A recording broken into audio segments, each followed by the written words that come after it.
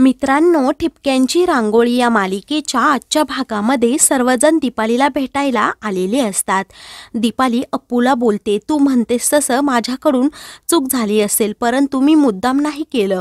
अप्पू बोलते, तुमचं तुमच्या मुलीवर प्रेम नाही हे तरी खरं आहे, आणि सांगते माझी आई मला सोडून US मध्ये गेली होती. तुम्ही तुमच्या मुलीला असं सोडून जायचा विचार तरी कसं करू शकता? हे करण्याआधी तुम्हाला एकदाही तिचा विचार आला नाही का?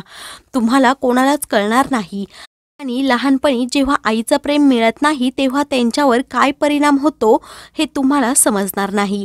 तेव्हा कुकी अप्पूला शांत हो असं बोलतो. दीपाली बोलते, बोलू देत तिला, आणि अप्पूला सांगते मी पुन्हा असं कधीही करणार नाही. माझ्यामुळे जे दुरावले आहेत त्यांना मी नक्की जवळ आणेल. विद्याताईंची मी माफी मागेल. त्यांचं लग्न झाल्यावर मी ओवीला घेऊन US ला निघून जाईल. अप्पू बोलते, तुम्ही अजून काय काय विचार केला आहे? बाबी आत्याशी बोललात ना? मग बाबी आत्या खूप खुशीने लग्नाला तयार होतील असं वाटलं. तिला तिचा सेल्फ रिस्पेक्ट पण आहे. तेव्हा दीपाली बोलते, त्यांचं एवढ्या वर्षाचं प्रेम आहे आणि ते त्यांच्यापासून दूर जात आहे, मग त्या पण माझ्यासारख्या काही पण करू शकतात. तेव्हा अप्पू बोलते, ती असं काहीही करणार नाही. ती खूप स्ट्रॉंग आहे. तिचं तुमच्यासारखं नाही. ती प्रॉब्लेमपासून पळत नाही. तेव्हा दीपाली बोलते, मला त्यांची माफी मागायची आहे. भास्करला त्याचं हक्काचं प्रेम मिळवून द्यायचं आहे. अप्पू हात जोडून दीपालीला बोलते, तुम्ही फक्त तुमची काळजी करा.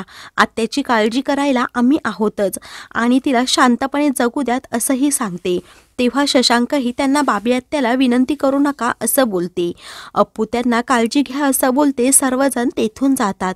इकडे घरी आल्यावर अप्पू घरच्यांना बोलते, मी तिच्याशी प्रेमाने का बोलायला हवं होतं. तेव्हा अमेय बोलतो, फक्त आता तू हॉस्पिटलमध्ये त्यांना सर्व सुनवायला नको होतं. तेव्हा अप्पू बोलते, त्यांना आता समज दिली नसती तर त्यांनी पुन्हा तेच केलं असतं. तेव्हा शशांक बोलतो, मला अप्पूचं म्हणणं पटत आहे. तिने अगदी योग्य केलं आहे. आणि अप्पूची बाजू घेऊन तो बोलत असतो. त्यानंतर तो तेथून जातो. तेव्हा कुकी आणि अमेय खूप हसू लागतात. तेव्हा अप्पू काय झालं विचारते. तेव्हा कुकी, अमेय, सुमी अप्पूला चिडवत असतात आणि अप्पूही त्यानंतर गायला लागते. तेव्हा सर्वजण तेथून पळून जातात.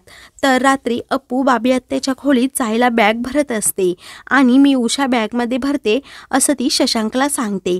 तेव्हा शशांकला सांगतो, बाजूच्या रूममध्ये तू चालली आहेस. तू तर पॅकिंग अशी केली जसं काही ट्रेकिंगला चालली आहे. तेव्हा अप्पू बोलते, मी माझ्या गरजेच्या वस्तू ह्या सर्व ठेवल्या आहेत आणि तिकडे चालली आहे. शशांक ठीक आहे बोलतो, आणि अजून काही लागलं तर मला सांग असं बोलतो. तेव्हा अप्पू बोलते, नाही, सर्व काही घेतलं आहे. शशांक बोलतो, म्हणजे माझी काही गरज नाही ना? अप्पू हसते. तर शशांक बोलतो, तू पुस्तकं घेतली का? आणि तू जर घेतली नसेल तर ती मी आणून देतो. तेव्हा अप्पू सांगते, त्याची काही एक गरज नाही असं म्हणून ती बॅग घेऊन निघते. तेव्हा शशांक तिला पुन्हा विचारतो, काही राहिलंय का? अप्पू बोलते, खडूस. तेव्हा शशांक बोलतो, टेडी हवा आहे का? मी माझा हातच कापून देतो आणि शेजारच्या रूममध्ये कुरिअर करतो. तेव्हा अप्पू बोलते, नाईस जोक, अगदी तुझ्यासारखा बोरिंग. तेव्हा अप्पू बोलते, मी जाते. तेव्हा शशांक बोलतो, रात्री मला येऊन भेटायचं आणि सर्व अभ्यास काय केला हे सांगायचं. तेव्हा अप्पू बोलते, मी अभ्यास करणारच नाही. आता बाबी आत्या माझी फर्स्ट प्रायोरिटी आहे. तेव्हा शशांक बोलतो, मला हे चालणार नाही. परंतु अप्पू शशांकचं ऐकून घेत नाही आणि बॅग घेऊन निघते. तेव्हा शशांक, मी येऊ का असं विचारतो. अप्पू नाही बोलते आणि बॅग घेऊन जाते. दुसऱ्या दिवशी सकाळी बाबी आत्या आरशासमोर बसलेल्या असतात. तेव्हा अप्पू बोलते, मी तुझा आवरून देते असं म्हणून अप्पू आवरू लागते. त्यानंतर तिच्यासाठी कॉफी पण आणते. शशांकही तिच्यासाठी कॉफी आणतो. मग अप्पू पुन्हा तिच्यासाठी जेवण देते.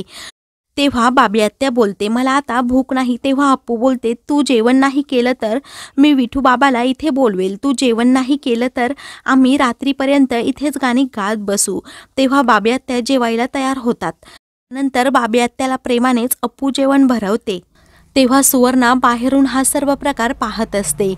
त्यानंतर अप्पू बाबी आत्याला गोष्ट सांगत असते.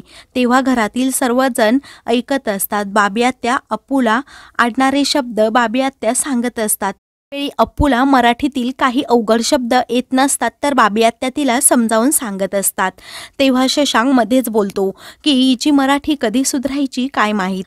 की घरातील सर्वजण अप्पूचं खूप कौतुक करतात. शशांक बोलतो, तिच्या चुकांचं पण तुम्ही कौतुक करता का? तेव्हा मोठे दादा अप्पूची बाजू घेतात. सर्वजण आतमध्ये जातात तेव्हा अप्पू सर्वांसमोर वाचत असते. शशांक बाहेरूनच ऐकत असतो. वेळी शशांक अप्पूकडे पाहत प्रेम माणसाला दुबळं बनवतो. मग माझं अप्पूवर प्रेम नाही हेच खरं आहे. खरंच माझं अप्पूवर प्रेम नाही का? मला तिचा वेडेपणा आवडायला लागलाय. हे प्रेम असेल तर मला स्वतःला आत्ताच आवरायला हवं. ही 1 वर्षाच्या मुदतीनंतर मला सोडून गेली तर काय होईल? तेव्हा शशांकला अप्पूच्या प्रेमाची जाणीव झालेली असते. तर मित्रांनो, पुढील भागामध्ये अप्पू बाबी आत्याला विचारते, त्या काळात मोबाईल नव्हते, मग तुम्ही कसे भेटायचे? बाबी आत्या सांगते, आमच्या सर्व काही वेळा आणि जागा ठरलेल्या असायच्या. हे पाहून अप्पू बाबी आत्याकडे पाहतच राहते. तर मित्रांनो, अशाच मालिकेंचे पुढील भाग पाहण्यासाठी चॅनलला सबस्क्राईब